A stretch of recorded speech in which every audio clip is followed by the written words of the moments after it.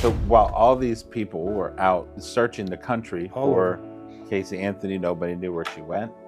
She was in your house. And she says, I want to bring you on this case, Casey Anthony. I remember saying, I don't know what's Casey Anthony. My brother says, how do you defend somebody like that? I said, his mom asked me to help her son. I said, moms get me every time.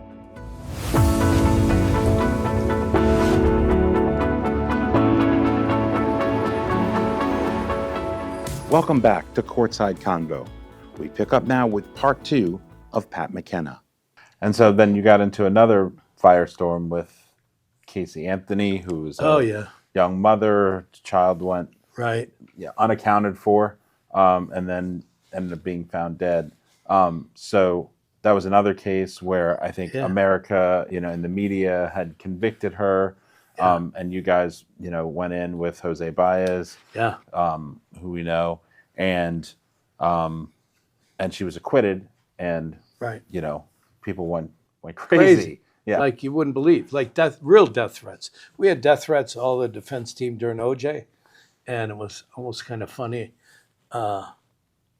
because people were like, Johnny had his own bodyguard. Shapiro said he was hiring bodyguards. I had a prior 2-day history of being Yoko Ono's bodyguard. I remember they were all talking about getting bodyguards. I said, well, I am a bodyguard. Experience. I ain't afraid. You're really nobody till somebody wants to blow you up. The sheriff was saying they were gonna blow up our van that was bringing us all back to Rockingham. And I remember cutting up with Peter Neufeld but anyway, the Casey thing was insane, and I didn't. I hadn't even followed it. I was on a Medicare fraud case up in the Panhandle all through. So I didn't even get a call till December 11th when the remains of the baby were found. They didn't know who it was. Yeah. But I got a call from a lawyer, Linda Kenny. I think she's on HLN or something now. Has her own shows and stuff. But I had done some cases with her. And she said, where are you? I said, I'm in West Palm Beach. Is anywhere near Orlando? I said, a couple hours. Why? And I just got back. I mean, I drove 11 hours back from Pensacola or 12, whatever it was. Mm-hmm. I'm exhausted. It's Saturday. And she says, I want to bring you on this case, Casey Anthony. I remember saying, I don't know what's Casey Anthony. She said, you got to be kidding me. It's publicity, great publicity. I said, I don't want publicity. I hate publicity. I want to work.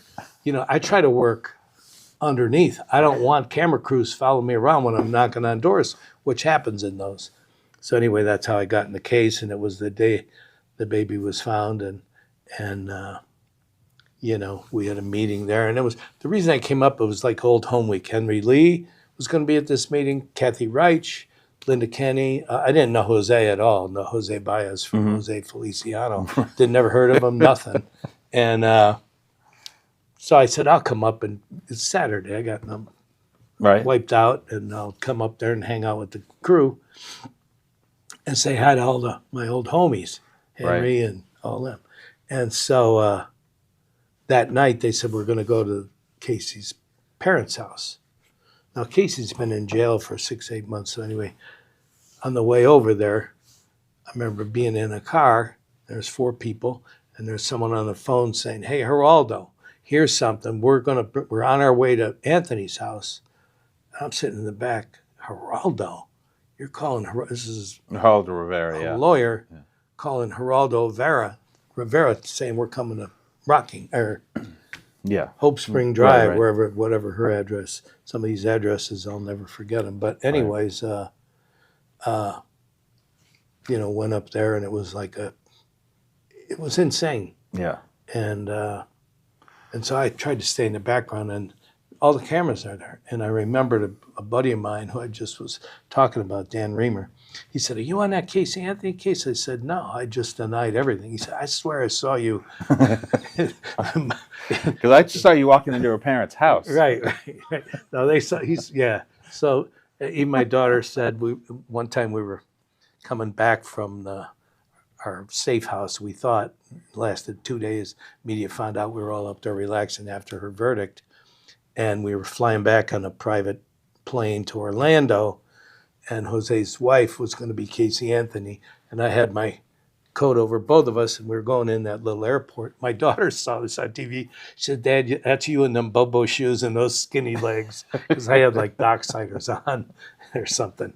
And so that it became crazy. That was absolutely circus. And then So while all these people were out searching, literally searching the country All for over. Casey Anthony, nobody knew where she went. she She in was my in your house. So the way that happened was, I never met her. I never went to the jail. I said, I've been to the jail one time, or not to the jail, to the courthouse when this meter reader was going to go public. And so I went over there, and no one knew who the hell I was. So it's thousands of people. Right. And I got right up to where this guy's going to be. And Jose said, "See what you find out." And I remembered saying, "This guy's a rinser, man. This guy looks like he just got out of a tavern or something." I'm just Right. judging, Right. like, which I should Yeah, do. your but first impression. my first impression, being judgmental type, I said, "This guy found it doesn't make sense." So anyway, and then I said, I'm not going to the jail, because by the time I get in the case, December, Nancy Grace on every night telling what Casey ordered from the commissary. So the cops are all in with the media, telling everything they can. Right. So I just did my thing, and So you never met her. How did she end up, or never really met her, spent time with her? How did she end up, it was years living with you? Well, and so, like I said, I never met her, but I met her parents. His dad was the first guy I interviewed. I don't know, 5 or 6 hours in Jose's office. Come out of there, Jose and Linda are going, "So what do you think?" I go, "I don't know, but something ain't right here." I mean, all he did was say, "She's a liar. You can't believe her. Don't tell." I said, "Something's with this guy." And I said, "I suspect some child abuse." And I remember saying, "What we need to do," when the guy gets on the stand, I think a spy was just captured, an FBI guy that had been spying for the Russians, and they Right. brought him in, and they had blown up pictures of him meeting at the drops in the parks and all that. I said, "We get this guy in the stand, put big pictures of this guy up here, because by that time, this is going to fall apart. There's something about him and the mom." It'd take me hours to go through my instincts early on. And then, one of our mitigation people, Janine Barrett, because Casey, by the way, was facing death penalty Right. the whole time, pretty much in solitary, being faced with the death penalty. And this expert, we were talking, and it started to come out that, because they said, "She's lying, she's lying." I remember saying, "Why is she lying?" "She's lying for a certain reason, and she's hiding something." And it was all this, About the abuse. sexual abuse by her own father that went back to when she was 5 years old, which started to come out in our group with the therapist and the mitigation people and stuff like that. So we were learning it, and Casey broke down with that person. So anyway, back to your question, why she ended up with me. This thing was just a freaking circus, the whole trial. We had our own interests to go in, and the crowds outside were just uncivilized, unhinged, carnival barkers everywhere. And so, we get the verdict, and they're going to keep her in jail another, I think, 12 days, because they said some other judge She had another claimed that, conviction or something. he had 4 misdemeanor counts facing 1 year each.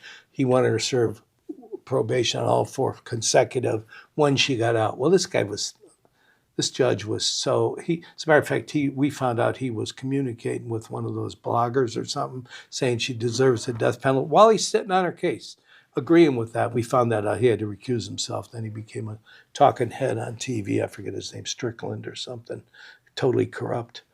And anyway, during the period of time from the acquittal till the time she's going to get released, where's she going to go? I mean, they're coming up with plans. She couldn't go back to Hope Spring, Right. where there's no hope, Right. with George and Cindy. Right. And so we had this weird kind of, Cindy wants to know, but we know they're giving it to the media what our plan is to get her out. And I remember just sitting back. We had whiteboards, and we're coming up with all these different ideas, and we're getting all these death threats. I mean, we drove by the jail in the daytime. She's getting out at midnight. There's planes flying over with the banners, the bitch is guilty. I mean, that was even crazier than what used to be in front of the courthouse. And so I remember I used to call it our jailbreak plan was we're going to get on I-4. They were going to let us get out of the jail and get up to I-4. Then we're on our own. And I remember thinking, Princess Diana died like this. We're going to be chased by cars and everything else. But we were able to, that didn't happen. Yeah. So we had a plan to go in by Cheney Mason's parking garage and switch cars. And we had interns with different cars, but they never followed us up. And then we flew up to, I drove with Jerry Lyons to the Panhandle where Dorothy had rented a safe house. And we were watching how crazy this was. And we had no plan. There was no plan. And I'm a former probation officer in Florida, so I called the head down here. She's a friend of mine. We started in 78 together here. And I said, Roz, are you watching that case? Did you watch that Casey Anthony case? She said, yeah, they don't leave that girl alone. So I knew I had a good ear. And I said, well, I was working on that case. I remember she goes, I knew it. How come you didn't say anything? And I said, well, I don't usually do that. But anyway, can we get her probation, which she had one more year to do because she was 3 years in custody, which counted. She had one more year to do. Can we transfer probation, which you can do in Florida, down here and keep it secret? And she said, I got to call Tallahassee because there was literally, and what could happen, most probation records are public. So I knew that they could find out where she was. And I said, how about, she says, well, get an address. They said, get a P.O. box. I got a P.O. box in Boca Raton, as far out in this county without getting out of the county as her home address. But she was living at mine. And so they made it so it would be, kept confidential. It'd keep out. The records only went from here to Tallahassee. We had to trust that they wouldn't leak it. And so I said, I'm going to have her in my house. And I remember thinking, are you crazy? She says, are you crazy? I said, there's no other place to put her. As long as it's secret, I'm not going to tell anybody. I won't tell a soul. I won't breathe a word of it. So it ended up that she said, okay, we will come, me, her, and the top officer that she assigned to this case, swears in secrecy, would come to my house instead of Casey having to go to report. The sheriff, who I knew, they sent some people because she's a felon. She had to get printed and mugshot. Right. They came to my house to do that as opposed to the jail. All kind of, I guess not favors, but I have had 30, 40-year relationships with people here in law enforcement, FBI down to local PD people. And so, they all said, we'll keep it quiet. I remember they came to my house, and it was a sheriff and his wife. They're both in the green uniforms. They had their kids. They were going to Little League after doing this or something. And I said, this ain't going to leak, is it? He said, if this leaks, we both lose our jobs. We ain't losing our jobs. If it leaks, it won't be us. And so I knew it wasn't. And so it didn't leak for about 3 years. And then, Casey met a guy at a Mar-a-Lago protest against Trump who turned out to be an AP reporter. And then it blew up. Yeah. And then my house became just like Orlando. TV trucks, and my neighbors all knew, and no one ever said anything. They didn't say, hey, I know she's there. But I find out later, they all knew because she used to go for a walk down there. And they all, thank God I had good neighbors, kept it quiet and until then. And then it dies down. Right. So when you are investigating a case, what's the toughest thing to turn around? Is it just that presumption of guilt? You're supposed to be presumed innocent, but it seems like that's generally not the case, especially if the media gets involved. Right, not since OJ. You're presumed guilty until you prove innocence. But I would say 95% of my career has been criminal defense, and of that 95%, 99% of that is generally they've done something, maybe not what they're charged with, but there's something. It's not who done it, it's what happened. Yeah. Right. It's not a who done it, it's a what happened. And so I work on the what happened, and like Casey and OJ and that, and working on the what happened, you find out, hey, maybe this person's innocent. They all have told me they're innocent. Every person that I go to the jail Never says, represented I a guilty wasn't there. man. They got nothing to tie me to this case. I go, well, other than the tape recordings and the GPS, nowadays they have everything. I said, the Ring cameras and you in the gun store buying the gun behind a straw purchaser and then exchange it out. They kind of do have you tied up a little. So those are. I mean, I still have great empathy for the person that's in a bleak predicament. So, I work hard to try to get that case to what happens, and so many times it's not what they're charged with; it's what happened, which is a lesser included, a plea negotiation, and things like that, which the lawyers can do. But my job is to, What keeps you doing it? Is it just the thrill of finding that information that or finding that It's not that really. nugget that There's makes a no difference? thrills. I don't think it's the thrill.